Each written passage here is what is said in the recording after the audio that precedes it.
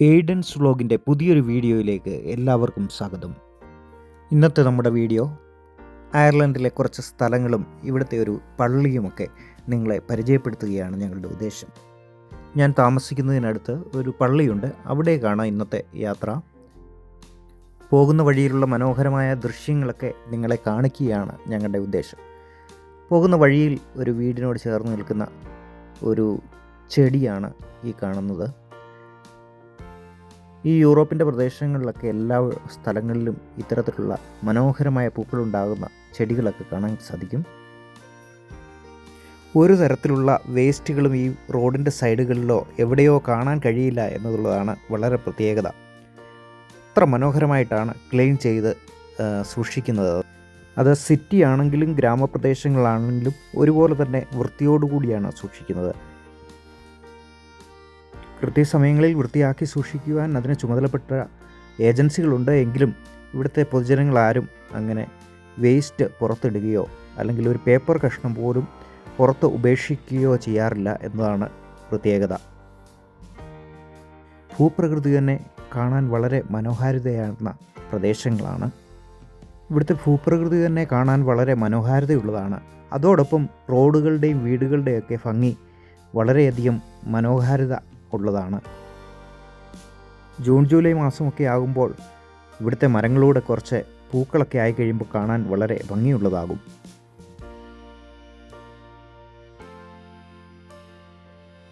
ഇവിടെ അവിടെയായിട്ട് ധാരാളം പാർക്കുകളുണ്ട്. കുട്ടികൾക്കൊക്കെ കളിക്കാനൊക്കെയുള്ള സൗകര്യങ്ങൾ അടുത്തടുത്തായിട്ട് ഒരുക്കിയിട്ടുണ്ട്. അങ്ങനെ നമ്മൾ നടന്ന് ഒരു പള്ളിയുടെ അടുത്തെത്തിയിട്ടുണ്ട്.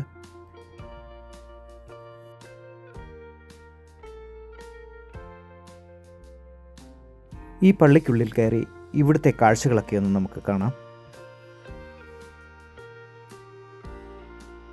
പള്ളിക്ക് പുറത്തു തന്നെ മാതാവിൻ്റെ ഒരു ഗ്രോട്ടോ വെച്ചിട്ടുണ്ട്. പള്ളിയിൽ വരുന്ന വിശ്വാസികളൊക്കെ ഇവിടെ വന്ന് പ്രാർത്ഥിച്ചിട്ടാവും പള്ളിക്കുള്ളിൽ കയറുന്നത്.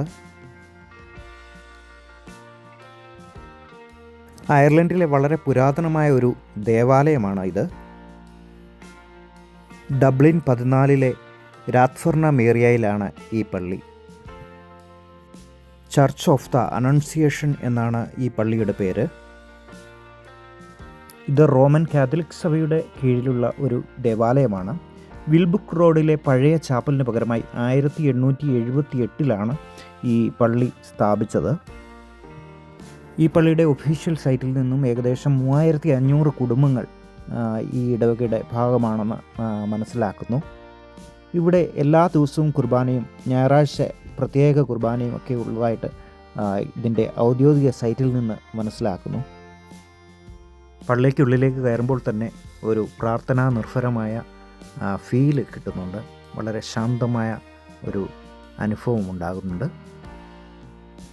പുരാതന നിർമ്മിതി ആയതുകൊണ്ട് തന്നെ കാണാൻ വളരെ മനോഹരമാണ്. പള്ളിയുടെ പുറകിൽ നിന്ന് മുൻപിൽ വരെ ബെഞ്ചുകൾ ഇട്ടിട്ടുണ്ട്.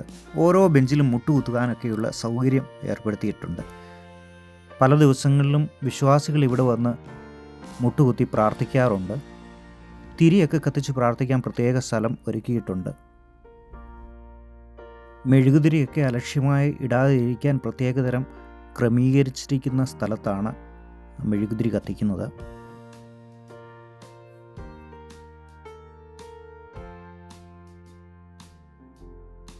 ഇവിടുത്തെ പള്ളിയിലൊന്നും നാട്ടിലെ ദേവാലയത്തിൽ കാണുന്നത് പോലെ അൾത്താരയ്ക്ക് മുമ്പുള്ള തിരശ്ശീല കാണുന്നില്ല.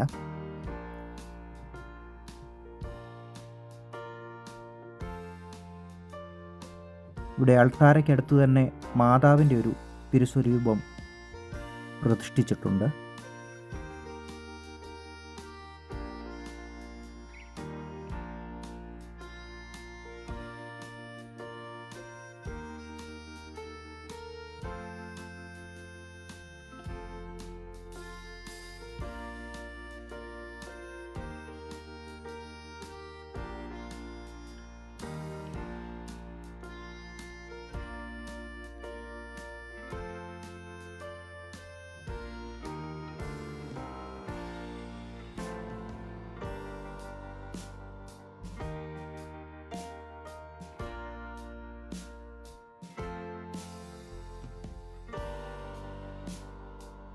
ഇതിന് തൊട്ടു മുൻപിലായി തന്നെ മാമോദിസ നൽകുന്നതിനുള്ള മാമോദിസ തൊട്ടിൽ ക്രമീകരിച്ചിട്ടുണ്ട്.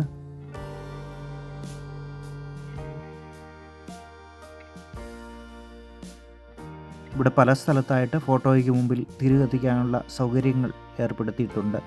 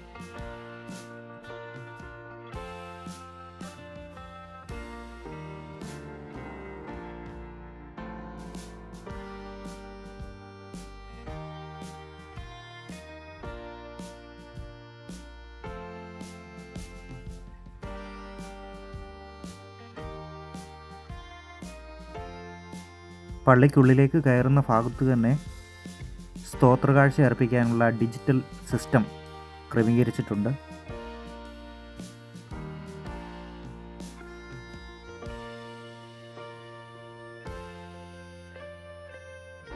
ആ പള്ളിക്കുള്ളിൽ അല്പനേരം ഇരുന്നപ്പോൾ വളരെ പ്രാർത്ഥനാ നിർഭരമായ ഒരു അനുഭവമാണ് ഉണ്ടായത്.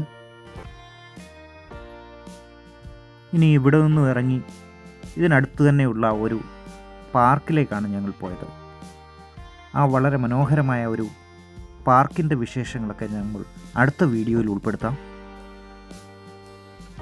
അയർലൻഡിലൂടെയുള്ള യാത്രകളുടെ ഞങ്ങളുടെ വീഡിയോയൊക്കെ നിങ്ങൾക്ക് ഇഷ്ടപ്പെടുന്നുവെന്ന് വിശ്വസിക്കുന്നു. ഇനി പുതിയ പുതിയ വിശേഷങ്ങളും പുതിയ പുതിയ കാഴ്ചകളുമായി വീണ്ടും നിങ്ങളുടെ മുന്നിലേക്ക് എത്താം. Thanks for watching.